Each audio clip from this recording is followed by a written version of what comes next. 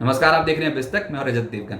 आज जब ट्रेडिंग करने उतरे तो ये तो पता था कि कोई भी अंतर्राष्ट्रीय संकेत काम नहीं करेगा, क्योंकि हमारे खुद के पास एक बड़ा ट्रिगर है और वो है ऑपरेशन सिंदूर, जिसमें देर रात को भारत ने पाकिस्तान के 9 आतंकी ठिकानों को तबाह कर दिया। ये था बाजार के लिए ट्रिगर। अब ट्रेडर्स के मन में दुविधा थी कि बाजार नीचे जाएगा कि ऊपर, क्योंकि अक्सर ऐसी स्थिति में बाजार में एक नीजक रिएक्शन आता है। देखना सिर्फ इतना था कि कितना नीचे।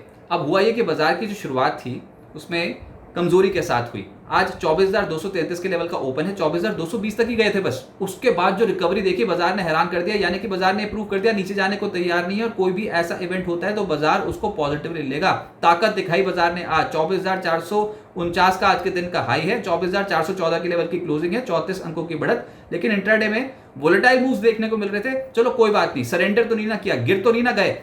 और कराची का जो स्टॉक एक्सचेंज है वहां पर बहुत ही तगड़े तरीके से आज के सत्र में गिरावट आई थी। रिकवर वो भी हो गए, लेकिन वहां पर ज्यादा गिरावट देखने को मिली। उनके तो लेने के देने पड़े हुए हैं। पाकिस्तानी इस समय थर थर कांप रहे हैं। लेकिन आज जो हुआ वो ऐतिहासिक था और बिल्कुल प्रिसीजन के साथ जो स्ट्राइक्स हुई हैं 9 आतंकी ठिकानों में, वो कमाल की बात थी। तो मजा आ गया।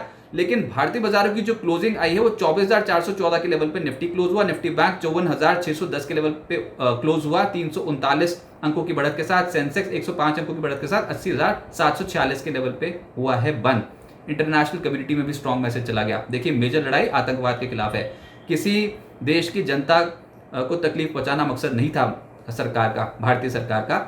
और अभी आतंकवाद के खिलाफ ये जो लड़ाई है, ये हो सकता है कि ये ट्रेलर ही हो, लेकिन ये ऑपरेशन सिंदूर की जो सक्सेस हुई उसके लिए आप सभी व्यूअर्स को और देशवासियों को बहुत बहुत बधाई।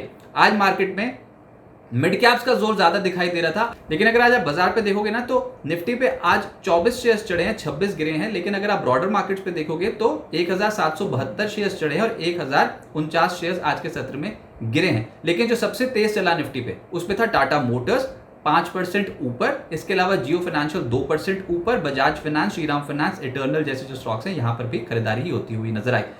निफ्टी लूजर्स में एशियन पेंट्स कल आने नतीजे, उससे पहले थोड़ा सरेंडर कर गया, 4% नीचे। फिर सन फार्मा 2% नीचे। बजाज ऑटो, आईटीसी और ग्रासिम जैसे स्टॉक्स भी हल्के हो गए।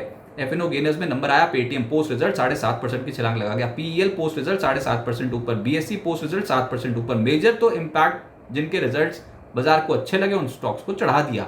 आईएफएल और एसआरएफ जैसे स्टॉक भी 5% से 6.5% ऊपर आ गए। एफएनओ लूजर्स में अदानी सॉल्यूशंस 3% नीचे। चंबल फर्टिलाइजर, पतंजलि नौकरी और सन फार्मा जैसे स्टॉक्स आज नीचे चले गए। लेकिन मिड कैप्स की मार्केट थी तो उसमें आज टेक्सटाइल शेयर्स में बहुत अच्छी खरीदारी हुई है। वेल्सपन लिविंग 12% ऊपर। गोकुलदास एक्सपोर्ट्स लगभग 12.25% चढ़ा है। इसके अलावा सीसीएल प्रोडक्ट्स ऐसा स्टॉक है जो लगातार 2 ट्रेडिंग सेशन चढ़ा है। कल 17% चढ़ा था, 11.5% ऊपर रहा।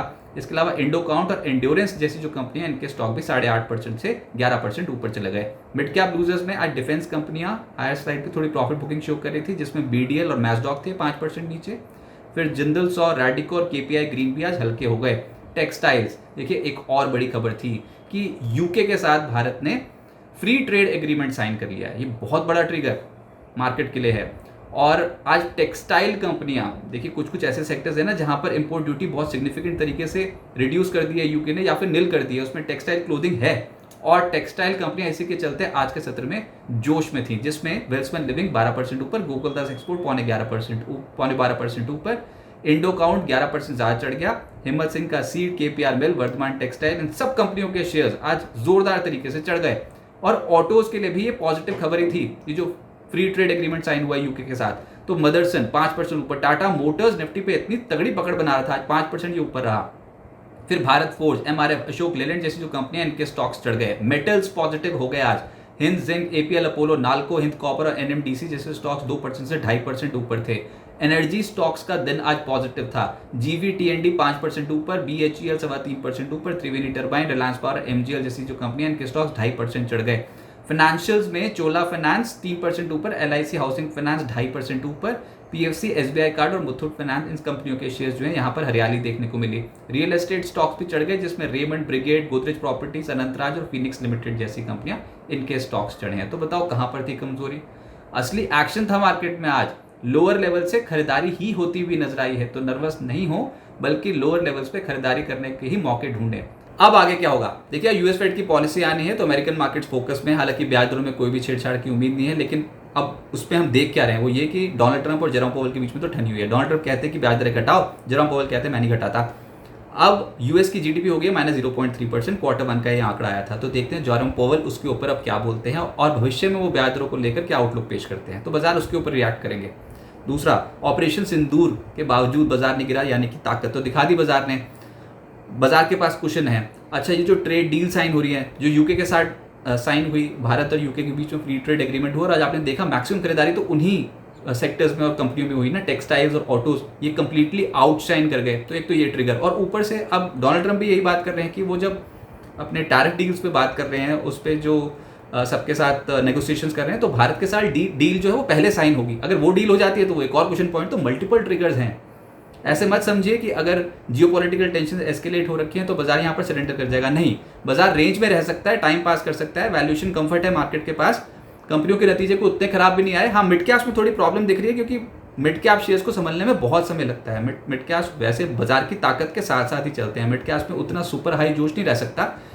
जिनके कंपनियों के नतीजे अच्छे आ रहे हैं वो स्टॉक्स चल रहे हैं, ये बात समझ में आती है। लेकिन इंडेक्स पे क्या होगा, कल है निफ्टी की वीकली एक्सपायरी, तो बाजार एक रेंज पे ही रहेगा, ऑप्शन राइटर्स डोमिनेट करेंगे। आज भी हुआ है कि 24,220 का सपोर्ट लेकर बाजार उछला है ना, तो अभी ये जो रेंज रह सकती है, ये हायर साइड पे 24,500 24,550 ये रेजिस्टेंस, और लोअर साइड पे 24,280 24,330 ये एक सपोर्ट रह सकता है। इतनी छोटी रेंज भी नहीं तोड़ेगा, पर हाँ मेजर इंपैक्ट तो यूएस फेड पॉलिसी का होगा। देखते हैं कि एकदम से अमेरिकन मार्केट से बहुत तेज या फिर बहुत ज़्यादा गिर गए तो फिर उसका इंपैक्ट हमारे यहाँ पर भी होगा। लेकिन आमतौर पर एक्सपायरी वाले दिन, वीकली एक्सपायरी वाले दिन बाजार रेंज पर रहता है, और इस बार तो सेटअप ही ऐसा है ना, पूरी कोशिश करके देख ली, नहीं जा रहा भैया बाजार कहीं पर, बाजार एक रेंज पे है, तो इंडेक्स मैनेज हो जाएगा, काउंटर स्पेसिफिक इंपैक्ट देखने को मिलेगा, शेयरों पर नतीजों का इंपैक्ट ही देखने को मिलेगा, मिड कैप्स प्ले होगा, जिन भी कंपनियों के अच्छे नतीजे आएंगे वो स्टॉक बूम बूम, जिनके नतीजे खराब वो स्टॉक एकदम से टूटेंगे। और लार्ज कैप्स में किसके नतीजे हैं, कल एशियन पेंट्स के नतीजे हैं, कल इसके अलावा एल&टी और टाइटन, ये निफ्टी की कंपनियां जो नतीजे पेश करेंगे, और मिड कैप्स की तो भरमार है कल नतीजों की, तो मेजरली रिजल्ट्स का इंपैक्ट रहेगा। लेकिन देखिए, आज एक बड़ा दिन है भारत के लिए।